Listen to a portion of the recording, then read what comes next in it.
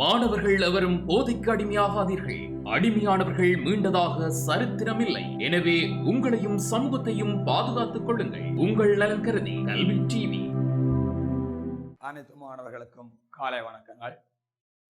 நாங்கள் அவதானித்துக் கொண்டு வருகின்ற தரம் 11ஆம் ஆண்டு பகுதியினுடைய வரிசையில இறுதி வகுப்பில சங்கப்பாடல் என்று சொல்லப்படுகின்ற பிரதானமான பகுதி விளங்கப்படுத்தப்பட்டுள்ளது. அதை அடிப்படையாக கொண்டு வரக்கூடிய கட்டுரை வினாக்களும் தரப்பட்டுள்ளன. இன்றைய இந்த வகுப்பில் 12வது பாடம் ஆகிய இலட்சியம் சமநோக்கும் என்று சொல்லப்படுகின்ற 11ஆம் ஆண்டு பகுதியில் வருகின்ற பிரதானமான கட்டுரை பகுதியை அவதானித்துக் கொள்ள வேண்டிய தேவைப்பாடு இருக்கின்றது. 10ஆம் ஆண்டில் நாவலர் எழுந்தார் என்று சொல்லப்படுகின்ற கட்டுரை பகுதியை அவதானித்திருக்கின்றோம். அந்த வகையில் தரம் 11 வருகின்ற பிரதானமான கட்டுரை பகுதி எதாயிருக்கும் என்றால் இலட்சியமும் சமநோக்கும் என்று சொல்லப்படுகின்ற பிரதானமான கட்டுரை பகுதி. அந்த கட்டுரை பகுதியில் சொல்லப்படுகின்ற விடயத்திற்கு முன்னர் அந்த கட்டுரை பகுதியை எழுதிய ஆசிரியரை பற்றிய சில அறிமுக ரீதியான விடயங்களை தெரிந்து கொள்ளுதல் வேண்டும். ஈழத்தமிழ் அன்னை தந்த 2 மணிகளாக குறிப்பிடப்படுகின்ற 2 பேரில் ஒன்று பண்டிதமணி சீனா கணபதி பிள்ளை அவர்களும், அடுத்தது புலவர்மணி ஏஎன்ஆ பெரியதம்பி பிள்ளை அவர்களும் குறிப்பிடத்தக்க 2 மணிகளாக காணப்படுகின்றார்கள். அதிலே பண்டிதமணியை பற்றி நாங்கள் தரம் 10 கேள்விப்பட்டிருக்கின்றோம். புலவர் மணியை பற்றி தரம் 11 வரிசையில் இந்த கட்டுரை பகுதியில் நாங்கள் கேள்விப்பட வேண்டிய தேவைப்பாடு ஒன்று இருக்கிறது. இதில் புலவர் மணி எந்த இடத்தை பிறப்பிடமாக கொண்டவர் என்றால், அதாவது கிழக்கு மாகாணத்தில் மட்டக்களப்பு என்று சொல்லப்படுகின்ற இடத்தில் இருக்கிற மண்டூர் என்று சொல்லப்படுகிற இடத்தை பிறப்பிடமாக கொண்டவரான் ஆராயிருக்கும் என்றால் எங்களுடைய புலவர் மணி ஏஎன்ஆ பெரியதம்பி பிள்ளை. இவருடைய 20ஆம் நூற்றாண்டை சேர்ந்த தலை சிறந்த ஒரு தமிழ் அறிஞர்களில் ஒருவராக காணப்படுகிறார். அதாவது 20ஆம் நூற்றாண்டை சேர்ந்த தமிழ் அறிஞர்களில் குறிப்பிடத்தக்க ஆராயிருக்கும் என்றால் எங்களுடைய புலவர் மணி ஏஎன்ஆ பெரியதம்பி பிள்ளை அவர்கள். இவர் மட்டக்களப்பு மாவட்டத்தில் இருக்கிற மண்டூர் என்று சொல்லப்படுகிற இடத்தை பிறப்பிடமாக கொண்டவர். கிறிஸ்துக்கு 1899ஆம் ஆண்டு தை மாதம் 8ஆம் தேதி பிறந்திருக்கிறார். தந்தையினுடைய பேர் ஏகாம்பர வண்ணக்கர், தாயினுடைய பேர் சின்னத்தங்கம் அம்மையாருக்கு அருந்தவ புதல்வனாக அவதரித்தவர்தான் ஆராயிருக்கும் என்றால் இந்த புலவர் மணி ஏஎன்ஆ பெரியதம்பி பிள்ளை அவர்கள்.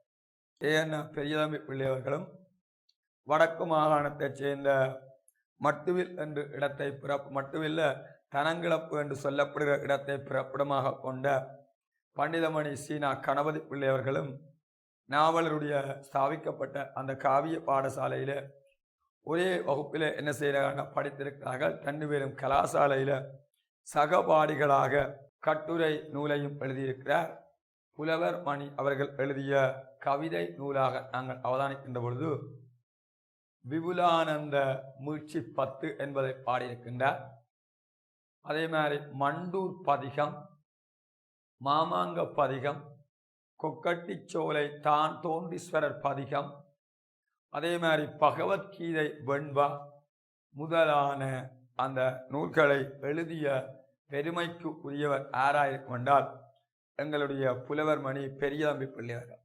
கவிதை நூல்களை எழுதியிருக்கிறார். ஒன்று மண்டூர் பதிகம், மாமாங்க பதிகம், கொக்கட்டிச்சோலை தான் தோன்றீஸ்வரர் பதிகம், பகவத்கீதை வெண்பா என்பதை எழுதியிருக்கின்றார். அதேவேளை முக்கியமானது விபுலானந்த மீட்சி 10 என்று சொல்லப்படுகின்ற அந்த நூலையும் என்ன செய்யற கவிதை நூல்களையும் என்ன செய்ய எழுதியுள்ளதாக குறிப்பிடப்படுகிறது. அது மட்டும் அல்லாது புலவர் மணி அவர்கள் எழுதிய சுயசரிதை நூலாக நாங்கள் கொள்ளுகிற பொழுது, அவர் எழுதிய கட்டுரை நூலாக நாங்கள் கருதுகின்ற பொழுது உள்ளதும் நல்லதும் என்று சொல்லப்படுகின்ற அந்த கட்டுரை நூலையும் எழுதிய பெருமைக்குரியவர் ஆராயிருக்கும் என்றால் புலவர் மணி ஏஎன்ஆ பெரியதம்பி பிள்ளை அவர்கள். அவர் எழுதிய உள்ளதும் நல்லதும் என்று சொல்லப்படுகின்ற அந்த கட்டுரை நூலிலிருந்து அது அவருடைய சுய ஆக்கமாக இருக்கின்றது, அல்லது சுயசரித நூல். அதில் இருந்து தேர்ந்தெடுக்கப்பட்ட ஒரு கட்டுரை பகுதி தான் உங்களுக்கு தரப்பட்டுள்ளது. இலட்சியமும் சமநோக்கும் என்று சொல்லப்படுகின்ற பிரதானமான ஒரு கட்டுரை பகுதி. இலட்சியமும் சமநோக்கும் என்று சொல்லப்படுகின்ற பிரதானமான ஒரு கட்டுரை பகுதி புலவர் மணி ஏஎன்ன பெரியதம்பி பிள்ளையால் எழுதப்பட்டது. அவர் எழுதிய உள்ளதும் நல்லதும் என்று சொல்லப்படுகின்ற அந்த சுயசரித நூலிலிருந்து தேர்ந்தெடுக்கப்பட்ட ஒரு கட்டுரை பகுதி உங்களுக்கு தரம் 11ஆம் ஆண்டு பகுதி வரிசையில் என்ன செய்யண்டா சேர்க்கப்பட்டு உள்ளது. அதுக்கு இதில் ஈழத்தமிழ் அன்னை தந்த 2 மணிகளாக கருதப்படுவர். ஒன்று பண்டிதமணி சீனா கணபதி பிள்ளை, அடுத்தது புலவர் மணி ஏஎன்ன பெரியதம்பி பிள்ளை அவர்கள். இதில் பண்டிதமணி புலவர் மணி என்பது அவர்களுக்கு வழங்கப்பட்ட என்னவா இருக்கின்ற சிறப்பு பட்டமாக இருக்கும். அந்த வகையில் புலவர் மணி என்ற பட்டமானது மட்டக்களப்பிலே உள்ள தமிழ் கலை மன்றம் வழங்கிய ஒரு பட்டம்தான் புலவர் மணி என்று சொல்லப்படுகிற பட்டம்.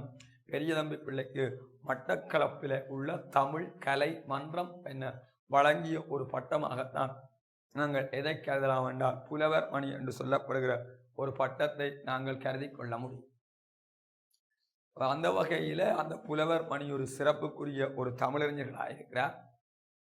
அந்த தமிழ் அறிஞரால் எழுதப்பட்ட இலட்சியம் சமநோக்கும் என்று சொல்கிற கட்டுரை பகுதி தான் இன்றைய இந்த வகுப்பில் என்ன செய்யறா அதை பற்றிய விடயங்கள் என்ன செய்யறா குறிப்பிட வேண்டிய தேவை இருக்கின்றன. அதற்கு முன்பாக லட்சியமும் சமநோக்கும் கொண்டு போட்டு கட்டுரை ஆசிரியர் பற்றிய அறிமுகம் என்று சின்னொரு உபதலையம். கட்டுரை ஆசிரியர் பற்றிய அறிமுகம் 20ஆம் நூற்றாண்டைச் சேர்ந்த தமிழ் அறிஞர்களுள்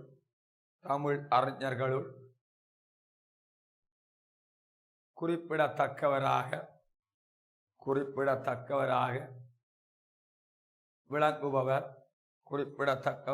விளங்குபவர்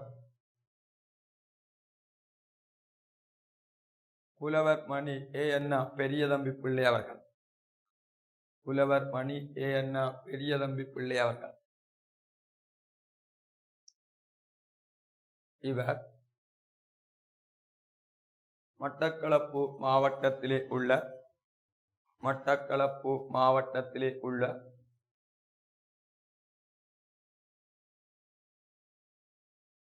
மண்டு என்ற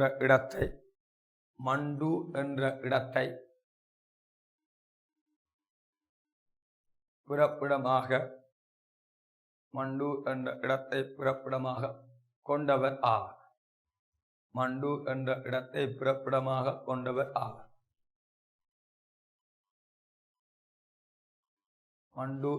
இடத்தை பிறப்பிடமாக கொண்டவர் ஆவார். கிறிஸ்துக்கு பின் 1899ஆம் ஆண்டு 1899ஆம் ஆண்டு தை மாதம் 8ஆம் தேதி பிறந்தவர் ஆவார்.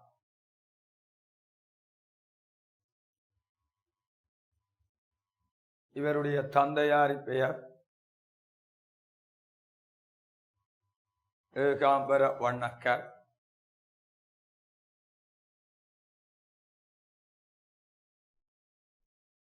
தாயினுடைய பெயர் சின்னத்தங்கம் அம்மையார்.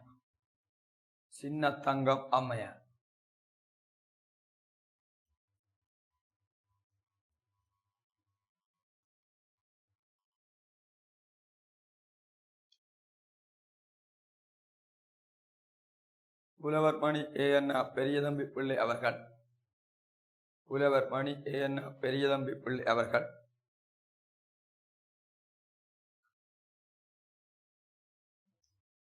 நாவலர் காவிய பாடசாலையிலே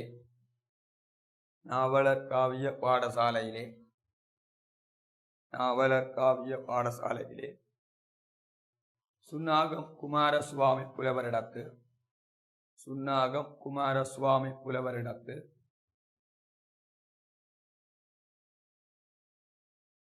தமிழ் மொழியினை தமிழ் மொழியினை வரன்முறையாக கற்ற பெருமைக்கு உரியவர். தமிழ் மொழியினை வரன்முறையாக கற்ற பெருமைக்கு உரியவர்.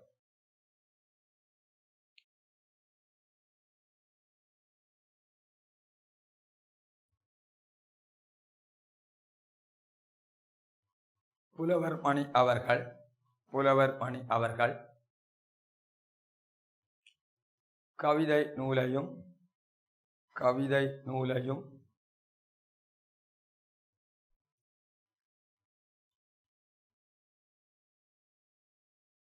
கட்டுரை நூலினையும்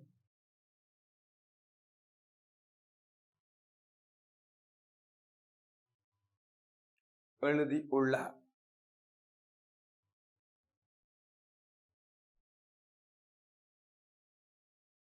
அவர் எழுதிய கவிதை நூல்களாக அல்ல செய்யுள் இலக்கியங்கள் ஆக மண்டூர் பதிகம், மாமாங்க பதிகம், கொக்கட்டிச்சோலை தான் தோன்றீஸ்வரர் பதிகம், மண்டூர் பதிகம், மாமாங்க பதிகம், கொக்கட்டிச்சோலை தான் தோன்றீஸ்வரர் பதிகம், விபுலானந்த மீட்சி 10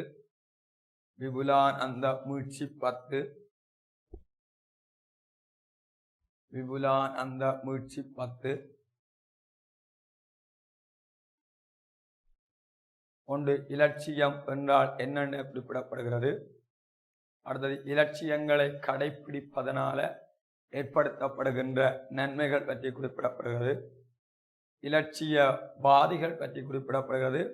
அதே மாதிரி இலட்சிய சமத்துவவாதிகள் பற்றிய கருத்தும், இலக்கியங்களை ஆதாரப்படுத்தி குறிப்பிடப்படுகின்ற இலட்சிய தன்மைகள், அடுத்தது இலட்சியத்தை கடைபிடிக்காமையால் ஏற்படுத்தப்படுகின்ற அந்த இழிவு நிலைகளையும் இந்த கட்டுரை பகுதியில புலவர் மணி பெரியதம்பி பிள்ளை அவர்கள் வாசகர்களுக்கு தெளிவுபடுத்த முற்படுகிறார்.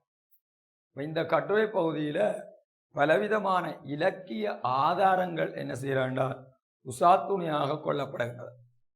சிலப்பதிகாரத்தில் வருகின்ற பாடல் வருகின்றது, மகாபாரதத்தில் வருகின்ற பாடல் வருகிறது, சங்க காலத்தில் தோற்றம் பெற்ற குறுந்தொகை என்று சொல்ற இலக்கியத்திலிருந்து வார பாட்டு, அதே மாதிரி அரிச்சந்திர புராணம் என்று சொல்லப்படுகின்ற புராணத்திலிருந்து எடுக்கப்பட்ட சில தேர்ந்தெடுக்கப்பட்ட ஒரு செய்யுள், அதேவேளை கம்ப ராமாயணம் பெறுகிறது, மாணிக்க வாசக பெருமானுடைய இலட்சிய சமநோக்கத்தன்மையை வெளிப்படுத்துவதற்கான இது, அதே மாதிரி மகாபாரதத்தில் தர்மனுடைய அந்த இலட்சிய சமநோக்க தன்மையை வெளிப்படுத்துவதற்காக பல்வேறுபட்ட இலக்கிய ஆதாரங்களை அல்லது இலக்கிய மூலாதாரங்களை இங்கே கையாண்டிருப்பதை நாங்கள் என்ன செய்யலாம் என்றால் அவதானித்துக் கொள்ள முடியும். அப்ப இந்த கட்டுரை பகுதியில் பல்வேறுபட்ட விடயங்கள் அந்த கட்டுரை ஆசிரியரால என்ன செய்யறா வெளிப்படுத்தப்படுவதை அவதானிக்கலாம். கட்டுரையின் ஆரம்பத்தில் கட்டுரை ஆசிரியர் சொல்லுகின்ற கருத்து என்னென்றால், இலட்சியம் என்றால் என்ன என்பதற்கான ஒரு தெளிவான ஒரு விளக்கத்தை புலவர் மணி பெரியதம்பி பிள்ளை அவர்கள் என்ன செய்யறாண்டா கொடுக்கிறார். அதாவது இலட்சியம் என்றால் என்னென்றால், இந்த உலகம் இனிது நடைபெறுவதற்கும் மக்கள் உயர் நலமுறுவதற்கும் பிரதான கருவியாக வருவது லட்சியமாக இருக்கும். இந்த லட்சியம் பழமையும் புதுமையும் பெற்று நிலைவேறு அடைந்து திகழ்கின்றது. லட்சியத்தில் பழையது வேறு ஒன்று இல்லை, புதியது வேறொன்றும் இல்லை. எமது முன்னோரும் இலட்சியத்தினால ஈடேறினார்கள், எமது பின்னோரும் இலட்சியத்தினால ஈடேறுவார்கள் என்பதில் எந்த விதமான எட்டுணையும் ஐயம் இல்லை என்று சொல்லப்படுகிறது. எட்டுணை என்றால் எள்ளளவும் ஐயம் இல்லை என்றால் சந்தேகம் இல்லை என்று கட்டுரையினுடைய ஆரம்பத்தில் கட்டுரை ஆசிரியர் இலட்சியத்தை பற்றி குறிப்பிடுகின்ற கருத்தை அவதானிக்கலாம். உலகம் இனிது நடைபெறுவதற்கும் மக்கள் உயர் நலமுறுவதற்கும் பிரதான கருவியாக வருவது இலட்சியம் என்று சொல்லுகிறார். அந்த இலட்சியமானது பழமையும் புதுமையும் பெற்று நிலைபேறடைந்து திகழ்கின்றது. இலட்சியத்தில் பழையது வேறொன்றில்லை, புதியது வேறொன்று இல்லை. எமது முன்னோரும் இலட்சியத்தினால ஈடேறினார்கள், எமது பின்னோரும் இலட்சியத்தினால ஈடேறுவார்கள் என்பதில் எட்டுணையும் ஐயம் இல்லை என்று சொல்லப்படும். இந்த உலக வாழ்க்கையில ஒவ்வொரு மனிதனிடத்தும் ஒவ்வொரு தனி மனிதனிடத்தும் ஒவ்வொரு விதமான சிறப்புத்தன்மை பொருந்திய இலட்சியங்கள் காணப்பட வேண்டியது ஒரு பிரதானமான ஒரு விடயமாக இருக்குது. இந்த மகத்துவமான மனித வாழ்க்கையில அவர்கள் இலட்சியத்தின் பணி என்ன செய்யண்டால் ஒரு உயர்வான இலட்சியத்தை அவர்கள் தங்களுடைய மனதிலே எப்பவும் என்ன செய்யண்டால் வைத்திருக்க வேண்டிய தேவைப்பாடு இருக்குது. அந்த இலட்சியத்தின் படியாக அவர்கள் தங்களுடைய வாழ்க்கையை அமைக்கின்ற பொழுது ஒரு பூரணமான ஒரு வெற்றியை என்ன செய்யலாம் அடைந்து கொள்ள முடியும். அவர்கள் உலகம் இனிது நடைபெறுவதற்கு என்பதில் உலகம் இனிது நடக்காது. உலகத்திலே வாழுகின்ற மக்களினுடைய வாழ்க்கை இனிது நடைபெறுவதற்கும் மக்கள் உயர்ந்த நலமுறுவதற்கும் பிரதான கருவி எதாயிருக்க வேண்டாம் இலட்சியம். இந்த இலட்சியம் பழமையும் புதுமையும் பெற்று நிலைபேறு அடைந்து திகழ்கின்றது. இலட்சியத்தில் பழையது வேறொன்று இல்லை, புதியது வேறொன்று இல்லை. எமது முன்னோரும் இலட்சியத்தினால ஈடேறியிருக்கிறார்கள். ஈடேற்றம் வேண்டாம் முன்னேற்றம். எமக்கு பின்னோரும் எங்களுக்கு பின்னால் வருகின்றார்கள் சொல்வது பின்னோரும் இலட்சியத்தினால ஈடேறுகின்றோம். அவை என்னென்னா இலட்சியமே நம் பின்னோரையும் ஈடேற்றும் வழியாய் அமையும் என்பதில் எட்டுணையும் அதாவது ஐயம் இல்லை என்றால் சந்தேகம் இல்லை என்ற அர்த்தத்தை குறிக்கிறது. எட்டுணை என்றா அளவும் ஐயம் இல்லை என்றால் சந்தேகம் இல்லை என்ற அர்த்தத்தை என்ன செய்யண்டால் குறிக்கிறது. இலட்சியம் ஒவ்வொரு தனிமனிதனுடைய வாழ்க்கையிலும் உயர்வான இலட்சிய தன்மைகள் காணப்படுதல் வேண்டும்.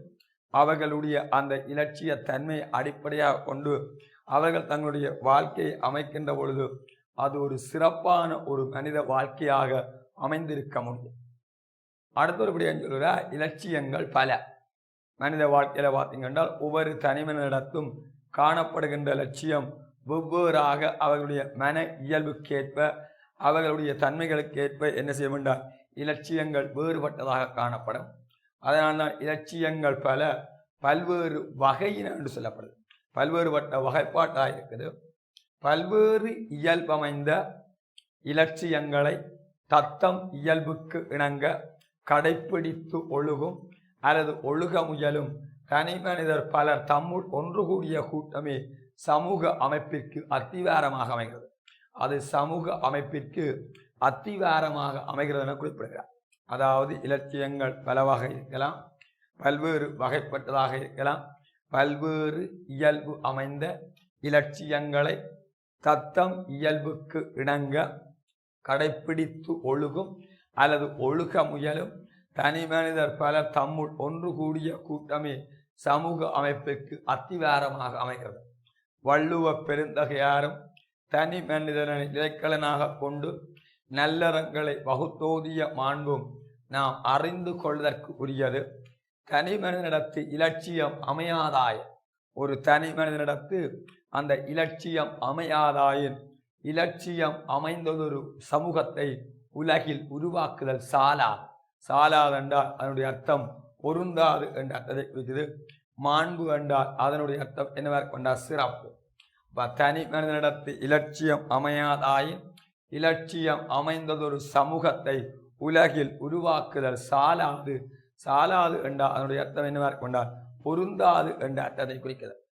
இலட்சியங்கள் பலவிதமான வகையாக இருக்குது. பல்வேறுபட்ட வகைப்பாடாக காணப்படுகிறது. பல்வேறு இயல்பமைந்த இலட்சியங்களை தத்தம் இயல்புக்கு இணங்க கடைப்பிடித்து ஒழுகும் அல்லது ஒழுக முயலும் தனி மனிதர் பலர் தம்முள் ஒன்று கூடிய கூட்டமே சமூக அமைப்பிற்கு அத்திவாரமாக அமைகிறது. வள்ளுவ பெருந்தகையார் தனி மனிதனை இலக்கணனாக கொண்டு நல்லறங்களை வகுத்தோதிய மாண்பும் நாம் அறிந்து கொள்வதற்கு உரியதாகும். தனி மனிதனிடத்தில் லட்சியம் அமையாதாயின் லட்சியம் அமைந்ததொரு சமூகத்தை இந்த உலகில் உருவாக்குதல் சாலாது என்று கட்டுரையாசிரியர் 2வது கருத்தை 2வது பந்தியின் ஊடாக என்ன செய்கிறார் தெளிவுபடுத்துகிறார். அவை எல்லா தனி மனிதனிடத்தையும் ஒவ்வொரு தனித்துவமான இலட்சிய தன்மைகள் காணப்பட வேண்டும். அவ்வாறான இலட்சியத்தன்மைகள் காணப்படுகின்ற பொழுதுதான் அந்த மனித வாழ்க்கையானது சிறப்பான ஒரு நிலைமையை என்ன செய்யும் என்றால் அடையும். அவை தனி மனிதனிடத்தில் இலட்சியம் இல்லை என்றால் இலட்சியம் அமைந்ததொரு சமூகத்தை உலகில உருவாக்க முடியாது. அவைக நீங்கள் பாருங்க, உங்களோட வகுப்பில் ஒவ்வொரு ஆக்களின் இலட்சிய தன்மைகளை நீங்கள் பொதுவாக அவதானிக்கிற பொழுது அவர்கள் ஒவ்வொருவர்கிட்டையும் இருக்கிற லட்சியங்கள் அவர்களுடைய இயல்புகளுக்கு ஏற்ப என்ன செய்யறால் மாறுபட்ட தன்மை அல்லது இயல்பு உடையதாக காணப்படும். ஆனால் அவ்வளவு இலட்சியங்களை நாங்கள் தொகுத்து அவதானிக்கின்ற பொழுது பல்வேறுபட்ட இலட்சியங்கள் அவர்களிடத்தில் இருப்பதை நாங்கள் என்ன செய்யலாம் என்றால் அவதானித்துக் கொள்ளலாம். அவை இலட்சியம் அமைந்தது கட்டாயம் அமைய வேண்டும். இலட்சியம் இல்லை என்றால் அந்த மனித வாழ்க்கையால எந்த விதமான பயன்பாடுகளும் அல்லது அனுகூலங்களும் என்ன செய்யறால் ஏற்பட போவது இல்லை என்ற ஒரு கருத்தை என்ன செய்யறால் கட்டுரை ஆசிரியர் ஆணித்தரமான முறையில் வெளிப்படுத்துவதை நாங்கள் என்ன செய்யலாம் அவதானித்துக் கொள்ளலாம். இது இரண்டாவது பந்தியில கட்டுரை ஆசிரியர் குறிப்பிடுகின்ற பிரதானமான ஒரு கருத்தாக இருக்கும். அடுத்தது சொல்றாங்கோ, சமூகத்தில் உள்ள பலர் தத்தம் இயல்புக்கு ஏற்ப இலட்சியங்களை கடைப்பிடித்து ஒழுகுவதாலோ அல்லது கடைப்பிடித்து ஒழுக முயல்வதாலோ தான் உலகு இனிமை தருகிறது. சமூகத்தில் உள்ள பலர் தத்தம் இயல்புக்கேற்ப இலட்சியங்களை கடைப்பிடித்து ஒழுகுவதாலோ அல்லது கடைப்பிடித்து ஒழுக முயல்வதாலோ தான் உலகு இனிமை தருகின்றது. இலட்சியம் இல்லையே உலகு இனிமை தராது. ஒரு மனிதனிடத்தை இலட்சியம் இல்லை என்றால் அந்த அவர்களுடைய அந்த மனித வாழ்க்கை இனிமை தராது. பண்பில்லாதவனுக்கு அவன் பெற்ற அறிவும் என்னவா இருக்க வேண்டாம் துன்பம். ஒரு பண்பில்லாதவனுக்கு அவன் தான் பெற்றிருக்கிற அறிவும் என்னவா இருக்க வேண்டால் ஒரு துன்பத்தை தருவதாக இருக்கும். ஈகை இல்லாதவன் என்றால் கொடுக்காதவன், ஈகை என்றால் கொடை. கொடை இல்லாதவனுக்கு அவன் பெற்ற செல்வத்தை ஆலையும் எந்த விதமான பயன்பாடும் இல்லை. பிற நட்பேறுகளும் இவ்வாறு சமூகத்தை உருவாக்கி அதனை அழகு செய்து இன்ப பயன் காண செய்கின்ற லட்சியம் சமூகமாகிய உடலுக்கு உயிராக அமைந்துள்ளது. சமூகமாகிய உடலுக்கு உயிராக அமைந்து உள்ளது என்பதில் கையாளப்பட்டுள்ள அணித்திறப்பை அவதானிக்கிற பொழுது உருவாக அணித்திறப்போ அதான் இலட்சியம் சமூகமாகிய உடலுக்கு உயிராக அமைந்துள்ளது. இலட்சியம் சமூகமாகிய உடலுக்கு உயிராக அமைந்துள்ளது. இந்த இதில் கையாளப்பட்ட அணிச்சிறப்பு என்னவாக இருக்கும் என்றால் உருவாக அணிச்சிறப்பாக இருக்கு. அதாவது பிற நட்பேறுகள் இவ்வாறு சமூகத்தை உருவாக்கி அதனை அழகு செய்து இன்ப பயன் காண செய்கின்ற இலட்சியம் சமூகமாகிய உடலுக்கு, இங்கு சமூகம் உடல் ஆகவும் இலட்சியம் உயிர் ஆகவும் அமைந்து உள்ளது. மனித வர்க்கத்தினுடைய தேம்பாவணியும் இலட்சியம் என்று சொல்லப்படுது. தேம்பாவணி என்றால் என்னென்றால் இனிமை பொருந்திய அல்லது வாசனையான மலர்களால் செய்யப்பட்ட மாலை என்ற வாடாத மாலை என்ற பொருளை அந்த தேம்பாவணி என்ற சொல் என்ன செய்யண்டா வெளிப்படுத்துகின்றது. வீரமா முனிவர் எழுதிய ஒரு காப்பியத்துக்கும் பேர் தேம்பாவணி. ஆனால் அந்த அர்த்தத்தை இதில் என்ன செய்யவில்லை குறிப்பிடவில்லை. இதில் வாரது தேம்பாவணி என்பது இனிமை பொருந்திய மலர்களால் செய்யப்பட்ட மாலை என்ற அர்த்தத்தை இந்த வரியினூடாக நாங்கள் சொல்லலாம். மனித வர்க்கத்தினுடைய தேம்பாவணியும் என்னவாயிருக்கும் என்றால் இலட்சியமாகத்தான் என்ன செய்யலாம் குறிப்பிடப்படுகிறது. பாருங்க என்ன சொல்லப்படுகின்றால், சமூகத்தில் உள்ளவர்கள் தத்தம் இயல்புக்கேற்ப இலட்சியங்களை கடைப்பிடித்து ஒழுகுவதாலோ அல்லது ஒழுகப்படுவதாலோ தான் உலகு இனிமை தருகிறது. இலட்சியம் இல்லையே உலகு இனிமை தராது. பண்பில்லாதவனுக்கு அவன் பெற்ற அறிவும் துன்பம், ஈகை இல்லாதவனுக்கு அவன் பெற்ற செல்வமும் துன்பமாக இருக்கும். இவ்வாறு பிற நட்பேறுகளும் சமூகத்தை உருவாக்கி அதனை அழகு செய்து இன்ப பயன் காண செய்கின்ற லட்சியம் சமூகமாகிய உடலுக்கு உயிராக அமைந்து உள்ளது. மனித வர்க்கத்தினுடைய தேம்பாவணியும் இலட்சியம் என்று குறிப்பிடப்படுகிறது. இவ்வாறு கட்டுரையின் ஆரம்பத்திலே 3 பந்திகள் குறிப்பிட விளக்கப்பட்டுள்ளன. மிகுதி விடயத்தை அடுத்த வகுப்பு பார்த்துக் கொள்ளலாம் என கூறி விடைபெறுகிறேன். நன்றி, வணக்கம். கல்வி டிவியில் புத்தம்புது நிகழ்ச்சிகளை உடனுக்குடன் பார்த்து மகிழ எமது ஃபேஸ்புக் மற்றும் யூடியூப் பக்கத்தை லைக் செய்யுங்கள்.